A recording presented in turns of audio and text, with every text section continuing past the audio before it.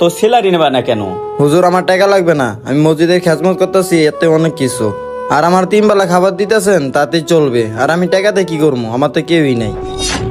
হুজুর আমি দুনিয়ার জন্য কিছুই করতে চাই না, সব আখিরাতের জন্য সবকিছু করতে চাই। মানুষ আর বাঁচে আর কয়দিন, আমার সাথে মানুষ অনেক আগে চলে গেছে চোখের সামনেতে। দেখো, তুমি যেটা ভাবতাছো এরকম করে এই সমাজে কেউ ভাবে না। হ্যাঁ, দুনিয়া চিরস্থায়ী না, আজকে তুমি আছো কালকে নাও থাকতে পারো। আচ্ছা ঠিক আছে, তুমি যেহেতু বেতন নিবা না, তারপরও তোমার পকেট খরচের লিগা আমরা কিছু হাদিয়া দিব। আর তোমার জন্য একটা পাঞ্জাবি আর একটা পায়জামা কিনছি, এটা তুমি রাখো, ঠিক আছে?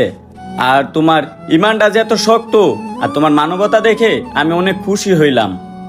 দুনিয়াতে এমনও মানুষ আছে যারা শুধু দুনিয়ার চিন্তা ভাবনা করে না, আখেরাতেও চিন্তা ভাবনা করে। দুনিয়া 2 দিনের, আজকে যা আছে কালকে তোমার নাও থাকতে পারে, এবং কি আজকে তুমি আসো কালকে